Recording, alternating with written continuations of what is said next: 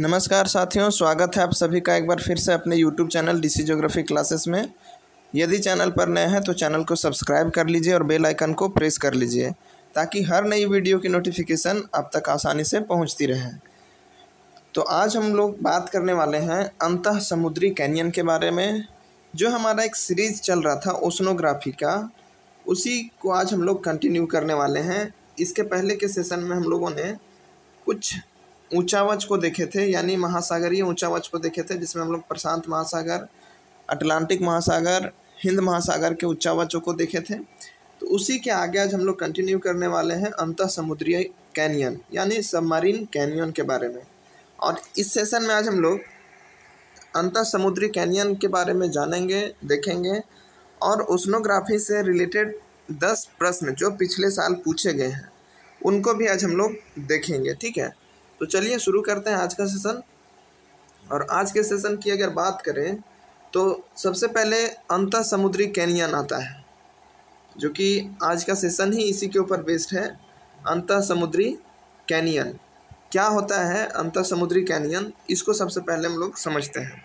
तो जैसे हम समुद्र में जाते हैं या महासागरों की बात करते हैं, तो ऐसे समुद्र या महासागरों में अलग अलग प्रकार की स्थलाकृतियाँ पाई जाती, हम लोगों ने पहले भी देखा है और जानते हैं।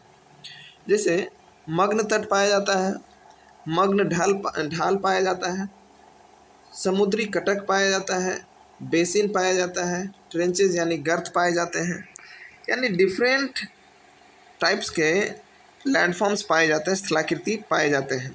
ठीक है, और इन्हीं डिफरेंट टाइप्स के लैंडस्केप में से ही एक लैंडस्केप है, एक स्थलाकृति है अंतः सागरीय या अंतः समुद्री कैनियन। ठीक है, जैसे मग्न तट ढाल एक लैंडफॉर्म्स है, मग्न ढाल, कटक, बेसिन, गर्त, उसी तरह एक अंतः समुद्री कैनियन भी एक स्थलाकृति है। ठीक है, अब ये होता कैसा है तो इसके बारे में हम लोग जानते हैं पहले। तो जो गॉर्ज होता है, हम लोग जानते हैं कि जब भी कोई नदी जब पर्वतों से होकर बहती है तो वो गहरी खाइयों का निर्माण करती है। ठीक है, और ये गहरी खाई क्या कहलाता है? गॉर्ज, यानी संकरी और गहरी खाई जो होती है ये क्या कहलाती है? गॉर्ज। ठीक है, और जब गॉर्ज का चौड़ाई अधिक हो जाता है तब उसे हम लोग कैनियन कहते हैं। तो उसी प्रकार समुद्रों में भी, समुद्री भागों में भी कैनियन पाया जाता है, जिसके बारे में आज हम लोग चर्चा कर रहे हैं। तो गॉर्ज का एक बड़ा रूप क्या कहलाता है? कैनियन। ठीक है, उसी तरह ये जो कैनियन है ये ड्राई और सेमी एरिड यानी एरिड रीजन और सेमी एरिड रीजन में खड़े ढाल वाला संकीर्ण और बड़े आकार का गहरे गॉर्ज होता है, जिसकी तली से नदी प्रवाहित होती है, जिसे कैनियन कहते हैं।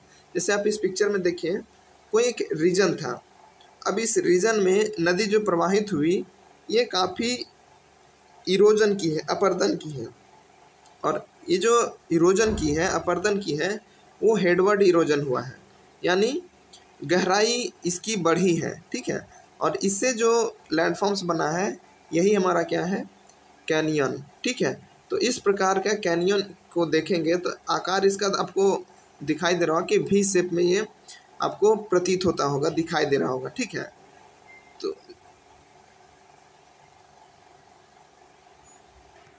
तो हम कह सकते हैं कि शुष्क और अर्ध शुष्क क्षेत्रों में यानी एरिड और सेमी एरिड रीजन्स में जो खड़े ढाल वाला संकीर्ण, खड़े ढाल वाला, यहाँ समझिएगा वर्ड को, खड़ा ढाल यानी उसका जो स्लोप होगा वो एकदम स्टीप होगा, खड़ा ढाल वाला संकीर्ण बड़े आकार का गहरा गॉर्ज, ये नैरो है, ज़्यादा इसका जो चौड़ाई है वो नहीं है, विड्थ ज़्यादा नहीं है, ये नैरो है।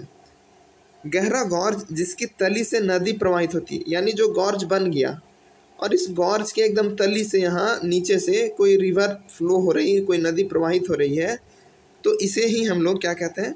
कैनियन कहते हैं, जैसा कि आपको इस मैप में दिखाया जा रहा है। ठीक है, अपर्दन तथा अपक्षय कम होने के कारण कैनियन का पार्श्व ढाल स्थिर हो जाता है। जो कैनियन का पार्श्व ढाल होता है, यानी जो किनारे वाला ढाल होता है, ये क्या हो जाता है? स्थिर होता है। किसके कारण? अपर्दन इसमें कम होता है और अपक्षय कम होता है, क्योंकि जो ढाल खड़ा होता है एक बार इसके अपर्दन हो जाने के बाद इसमें कम अपर्दन होता है। क्यों? क्योंकि इस समय इसमें हेडवर्ड इरोजन यानी जो तली में अपर्दन होता है वो बड़े पैमाने पर हो रहा होता है, इसलिए इसका जो पार्श्व ढाल है वो स्थिर रहता है। ठीक, जो कैनियन है अंतः समुद्री कैनियन, ये मग्न तट और मग्न ढाल पर पाए जाते हैं। आप मैप में यहाँ देख रहे होंगे कि ये हमारा एक कॉन्टिनेंटल शेल्फ का जोन है और ये हमारा कॉन्टिनेंटल स्लोप का जोन है।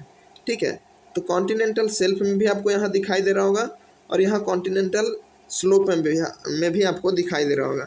तो जो अंतः समुद्री कैनियन होता है ये कॉन्टिनेंटल शेल्फ यानी मग्न तट और कॉन्टिनेंटल स्लोप यानी मग्न ढाल पर भी पाया जाता है। ठीक है, एक इम्पॉर्टेंट बात, ये मग्न तट और मग्न ढाल पर पाया जाता है, इसी कारण इसे अंतः समुद्री कैनियन या अंतः सागरीय कैनियन कहा जाता है, यानी सबमरीन कैनियन कहा जाता है। इसके जोन के आधार पर जिस क्षेत्र में यह जो कैनियन पाई जाती है इसके क्षेत्र के आधार पर इसका नाम अंतः सागरीय कैनियन रखा गया है। ठीक है, अब जो समुद्र में जो नदियाँ आती हैं अपने साथ मलबा लेके, उसी नदियों से ये जो सबमरीन कैनियन है इसका निर्माण होता है। नेक्स्ट हम बात करें सबमरीन कैनियन की, तो जो मग्न ढाल यानी स्लोप पर जो कैनियन पाया जाता है वो मग्न तट यानी जो कॉन्टिनेंटल शेल्फ पर पाया जाता है उससे अधिक गहरा होता है। यानी जो कॉन्टिनेंटल शेल्फ पर जो सबमरीन कैनियन पाया जाएगा वो कम गहरा होगा और जो कॉन्टिनेंटल स्लोप पर जो कैनियन पाया जाएगा उसकी गहराई अधिक होगी। ठीक है, और कैनियन की आकृति कैसी होती है? तो अंग्रेजी के भी आकार की होती है कैनियन की आकृति, ये काफ़ी इम्पॉर्टेंट है। अगर कैनियन की हम डेप्थ की बात करें गहराई की, तो ये 200 से 1000 फीट के बीच होती है। 2000 नहीं 200 से, ठीक है, इसके बीच की इसकी जो गहराई होती है वो होती है। वहीं हम अगर नेक्स्ट बात करें, यहाँ ये 2000 से 3000 होगा, 1000 नहीं होगा। ठीक है, ये जो इसकी गहराई होती है अंतः समुद्री कैनियन की, ये 2000 से 3000 फीट के बीच होती है और कहीं कहीं ये तो 10,000 फीट तक भी पाई जाती है। ओके, अगर कैनियन की हम बात करें तो कैनियन की वृक्षनुमा अन्य सहायक घाटियाँ भी होती हैं, यानी इसके साथ जैसे कोई रिवर की सहायक नदियाँ होती हैं उसी तरह कैनियन का भी अन्य सहायक घाटियाँ होती हैं। ठीक, कैनियन की तली में एकदम उसके अंदर जो कैनियन का सबसे नीचे वाला भाग होता है इसके तली में रेत पाया जाता है यानी सिल्ट, चीका पाया जाता है, बजरी पाया जाता है और सिल्ट आदि का डिपॉजिट पाया जाता है, जमा होता है। यानी जो भी रिवर इरोड करके लाती है, अपर्दन करके लाती है, उसका डिपोजिशन कहाँ करती है? ये अपने पार्श्व भाग में, यानी तली का भाग जो होता है एकदम उस साइड में। इसके पार्श्व भाग पर अवसाद का अभाव होता है, यानी जो कैनियन होता है इसका जो पार्श्व भाग होता है, पार्श्व भाग बोले तो ये वाला क्षेत्र, इस क्षेत्र में किसी भी सेडिमेंट का डिपॉजिट नहीं होगा, यहाँ कोई अवसाद नहीं जमा होता है।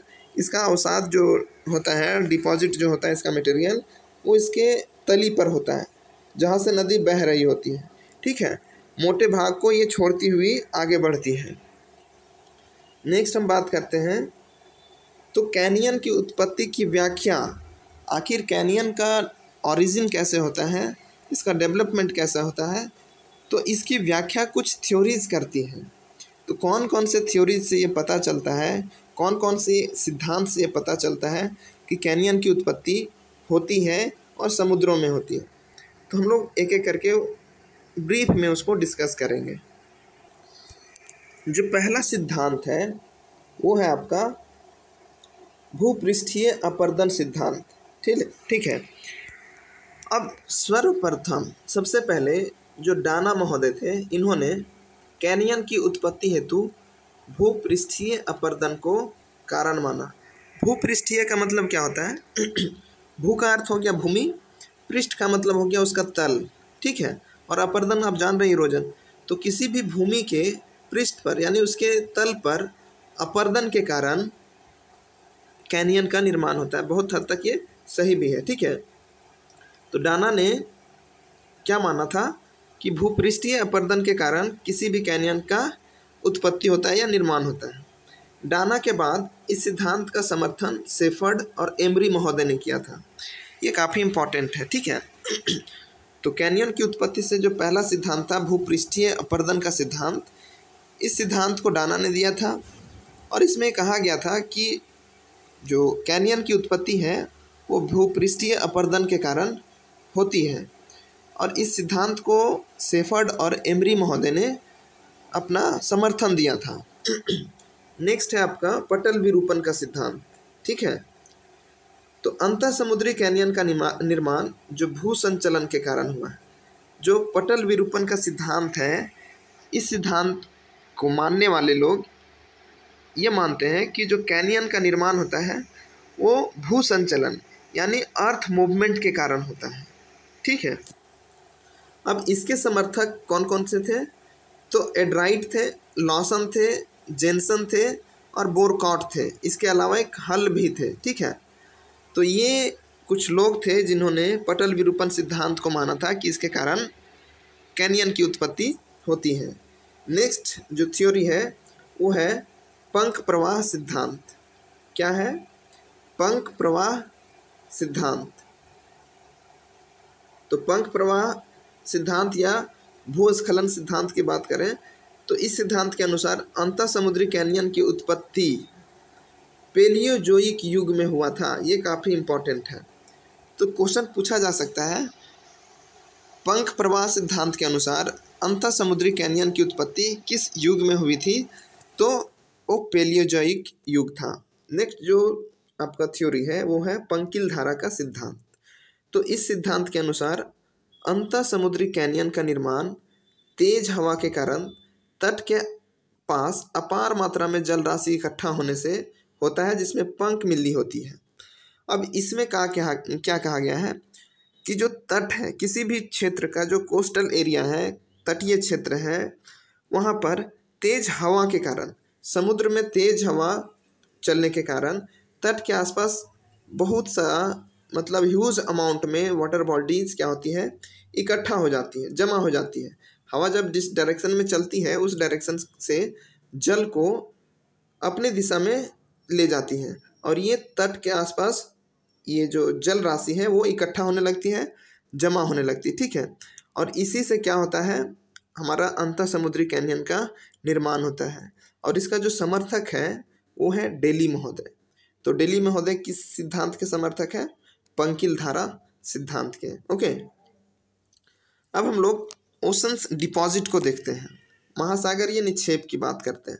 तो अगर महासागरीय निक्षेप की बात करें, ओशन डिपॉजिट की बात करें, तो यहाँ पर समुद्रों में जो निक्षेप होता है वो मेनली दो तरीके से होता है, ठीक है, दो स्थानों से होता है। पहला तो हो गया आपका समुद्री जीवों या जंतुओं द्वारा और दूसरा हो गया महाद्वीपों से प्राप्त होने वाले, ठीक है। तो जो महाद्वीप से प्राप्त होता है इसको हम लोग स्थलजात निक्षेप कहते हैं और जो समुद्री जीव जंतुओं से प्राप्त होता है उसको हम लोग कहते हैं गहन सागरीय निक्षेप, ठीक। अब हम स्थल जात की बात करें तो स्थल जात से जो बजरी होता है वो पाया जाता है समुद्रों में, रेत पाई जाती है, सिल्ट पाई जाती है, मृत्तिका पाई जाती है और पंख।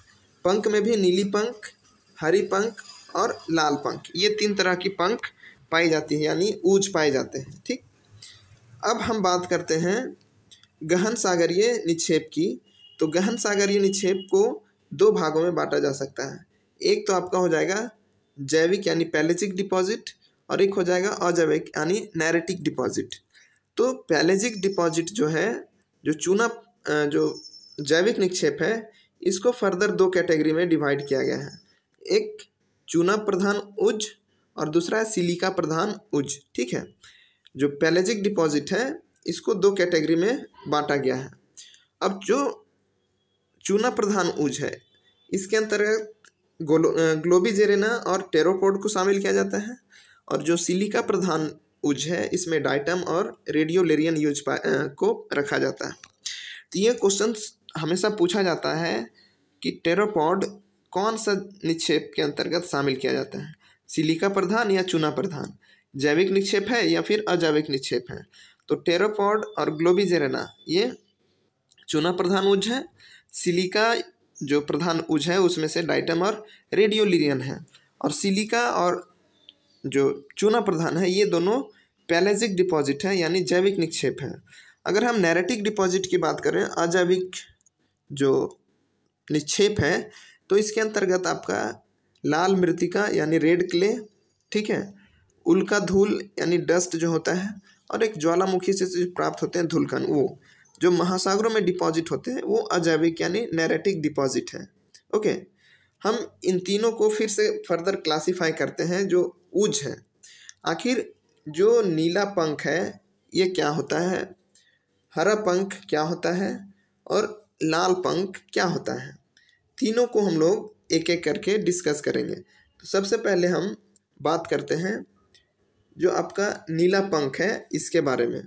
तो नीले पंख की बात करें तो इसका जो रंग है, आखिर नीला इसका रंग क्यों हुआ, किसके कारण हुआ। तो नीला पंख यानी ब्लू उज के पीछे का जो कारण है वो लौह सल्फाइड है। लौह सल्फाइड इस पंख में अधिक पाया जाता है जिसके कारण इसका रंग क्या है, नीला है, ठीक है। उसी तरह हम अगर हरी पंख की बात करें तो हरी पंख में पोटेशियम सिलिकेट की प्रधानता पाई जाती है जिसके कारण इसका जो रंग है वो है हरा।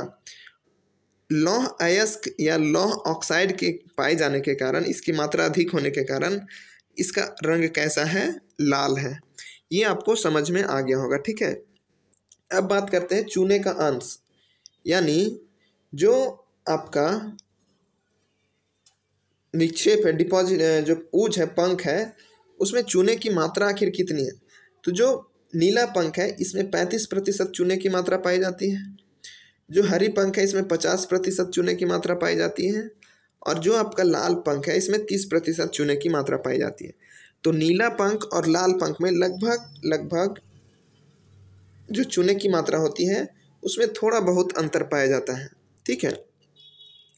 नेक्स्ट हम अगर बात करें कि इसका डिपॉजिट जो क्षेत्र है किस किस क्षेत्र में ये पाए जाते हैं, तो जो नीला पंख है ये अटलांटिक महासागर में, रोम सागर में, आर्कटिक महासागर में, हिंद महासागर में, और कोई जो इनक्लोज्ड सी है यानी जो क्लोज सी है, बंद महासागर है, जैसे कोई लेक हो गया जो चारों तरफ से किसी स्थल भाग से घिरा हो, ठीक है, तो ऐसे क्षेत्रों में नीला पंख ज़्यादा पाया जाता है। और इसमें भी सबसे अधिक हम देखें तो आर्कटिक में सबसे ज़्यादा, आर्कटिक ओशन में जो नीला पंख है वो पाया जाता है 64%, ठीक। हम बात करते हैं हरी पंख की। तो हरी पंख में सबसे अधिक जो सीक्वेंस है वो प्रशांत महासागर, अटलांटिक महासागर, जापान के तट, ऑस्ट्रेलिया के तट और दक्षिण अफ्रीका के तट, यानी ये समुद्रों के तटवर्ती क्षेत्र में अधिक पाया जाता है हरा पंख, ठीक। वहीं अगर हम लाल पंख की बात करें तो पीत सागर, येलो सी, ब्राज़ील के तट के पास और अटलांटिक के नितल में, यानी अटलांटिक महासागर के जो तली है उसमें लाल पंख अधिक पाया जाता है। ओके, आई होप कि आपको समझ में आ गया होगा। अब दो काफ़ी इम्पॉर्टेंट फैक्ट हैं। समुद्री जल का जो तापमान है वो किस में मापा जाता है, तो वो थर्मोक्लाइन में मापा जाता है, ठीक। और समुद्री जल का घनत्व जो होता है वो किस में मेजर किया जाता है, तो पाइक्लोक्लाइन, ठीक है।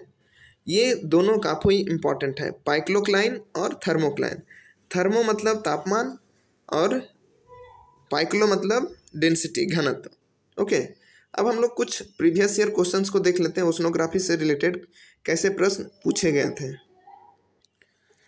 तो आज का पहला प्रश्न है, निम्नलिखित में से कौन सी खाड़ी में विश्व की सबसे ऊंची ज्वार आता है, यानी टाइड।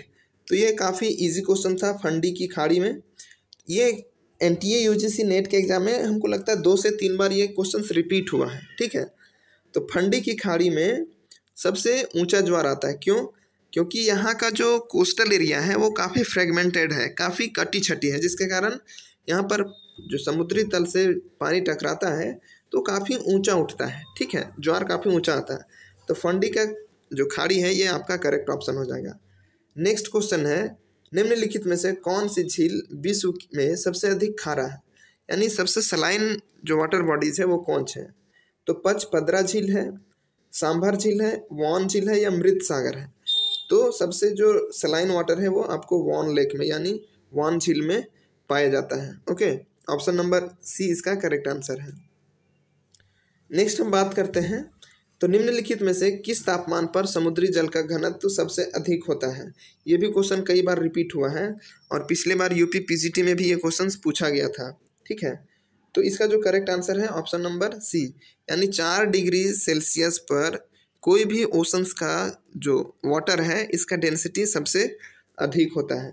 ये फैक्ट है, इसको आप रट लीजिएगा। ठीक है, नेक्स्ट क्वेश्चन की बात करें, समुद्री जल की लवणता होती है।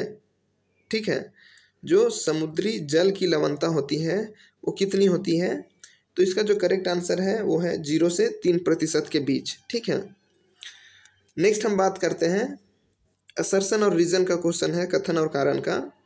भूमध्य सागरीय क्षेत्र में महासागरीय लवणता कम होती है। ठीक है, भूमध्य सागरीय क्षेत्र में भारी वर्षा, मेघाच्छादन और आर्द्रता है। तो क्या होगा करेक्ट आंसर, इसका करेक्ट आंसर है वो है ऑप्शन नंबर ए।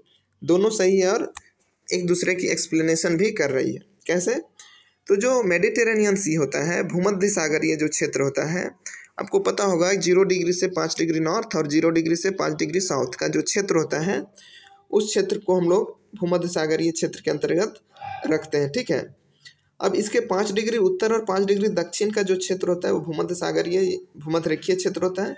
अब यहाँ पर कारण में कह रहा है यहाँ भारी वर्षा होती है, ये भी सही है क्योंकि यहाँ तापमान भी अधिक होता है और वर्षा भी अधिक होती है। ठीक है, तो जिसके कारण लवणता यहाँ कम पाई जाती है और आर्द्रता भी, जहाँ वर्षा अधिक होगी वहाँ मॉइस्चर भी अधिक होगा, यहाँ मेघ भी अधिक होता है और यहाँ हर रोज वर्षा होती है। ठीक है, जिसके कारण यहाँ लवणता कम पाई जाती है। तो एक्सप्लेन तो सही कर ही रहा है। नेक्स्ट क्वेश्चन है, जलाशयों में लवणता में वृद्धि किसमें परिवर्तन के साथ होती है, यानी किसमें बदलाव होता है जिसके कारण लवणता में वृद्धि होती है। तो इसका जो करेक्ट आंसर है ऑप्शन नंबर ए है, यानी वाष्पीकरण में वृद्धि और ताजे जल के मिश्रण में कमी। यानी आपका जो कहने का मतलब ये है कि जो इवापोरेशन हो रहा है वो काफ़ी अधिक मात्रा में हो रहा है और जो फ्रेश वाटर है वो कम मात्रा में मिल रहा है। तो इवापोरेशन ज़्यादा होगा, वाष्पीकरण ज़्यादा होगा और फ्रेश वाटर कम मिलेगा, तब तो स्वाभाविक सी बात है कि उसके जो सैलिनिटी है उसमें इंक्रीजमेंट होगा। अब यहाँ कह रहा है वाष्पीकरण में कमी और ताजे जल के मिश्रण में वृद्धि। ताज़ा जल अगर मिलेगा तो स्वाभाविक सी बात है कि उसमें लवणता नहीं बढ़ेगी। फिर है वाष्पीकरण में कमी और ताजे जल के सम्मिश्रण में कोई परिवर्तन नहीं है, ये भी नहीं होगा। वाष्पीकरण में वृद्धि और ताजे जल के सम्मिश्रण में भी वृद्धि, तो ये भी नहीं होगा, इसलिए करेक्ट ऑप्शन ऑप्शन ए है। नेक्स्ट क्वेश्चन की बात करें तो समुद्र में सर्वाधिक सर्वनिष्ठ लवण है, यानी सबसे ज़्यादा मात्रा में कौन सा लवण पाया जाता है उसके बारे में पूछा जा रहा है आपसे। तो इसका करेक्ट आंसर क्या है, option number C, sodium chloride सबसे अधिक पाया जाता है, ये पता होगा आपको। ठीक है, नेक्स्ट क्वेश्चन की बात करते हैं, तो ऑस्ट्रेलिया का पश्चिमी तट किस कारण से अधिक लवणता सूचित करता है, यानी ऑस्ट्रेलिया के पश्चिम भाग में कौन से कारण से लवणता अधिक पाई जाती है। ठीक है, ऑस्ट्रेलिया का पश्चिमी तट के बारे में पूछा जा रहा है, यानी इस भाग के बारे में पूछा जा रहा है पश्चिमी तट में, तो लवणता अधिक क्यों है। तो इसके पीछे का जो कारण है वो है जो ड्राई वेदर है, यहाँ शुष्क मौसम है और वेस्टर्न साइड में जो डेजर्ट पाए जाते हैं उसके कारण यहाँ पर जो सैलिनिटी है वो अधिक पाई जाती है। ओके, नेक्स्ट है अधिकतम लवणता पाई जाती कहाँ, तो बाल्टिक सागर में, अखोष्टक सागर में, भूमध्य सागर में या लाल सागर में। तो जो दिया गया ऑप्शन है इसमें लाल सागर में सबसे अधिक होगा। ठीक है, वैसे है वान लेक में, वान झील में। और आज का अंतिम प्रश्न है, लवणता के बारे में कौन सा कथन सही नहीं है। तो कथन को पहले पढ़ लीजिए, लवणता सीधे वर्षण से संबंधित है, वर्षण की दर तथा लवणता के बीच प्रत्यक्ष संबंध है, लवणता के मुहाने के समीप यानी नदी के मुहाने के समीप निम्न लवणता पाई जाती है, उष्णकटिबंध में लवणता अधिकतम होती है और ध्रुव तथा भूमध्य रेखा की ओर कम होती जाती है। ये भी सही है, ये भी सही, ये भी सही, लेकिन लवणता सीधे वर्षण से संबंधित नहीं होता है, डायरेक्टली रिलेटेड नहीं होता है जो रेनफॉल होता है और जो सैलिनिटी होती है। ठीक है, करेक्ट आंसर आपका ऑप्शन नंबर ए हो जाएगा। आई होप कि सेशन आपको काफ़ी अच्छा लगा होगा। अगर हमारे टेलीग्राम चैनल से नहीं जुड़े हैं तो हमारे टेलीग्राम चैनल का लिंक वीडियो के डिस्क्रिप्शन बॉक्स में दिया हुआ है, वहाँ से आप ज्वाइन कर सकते हैं। सेशन अच्छा लगा तो सेशन को लाइक कर दीजिएगा, चैनल पर नए होंगे तो सब्सक्राइब कर लीजिएगा और नए अपने दोस्तों तक इसे ज़रूर शेयर कीजिएगा। मिलते हैं हम नेक्स्ट सेशन में, तब तक के लिए धन्यवाद।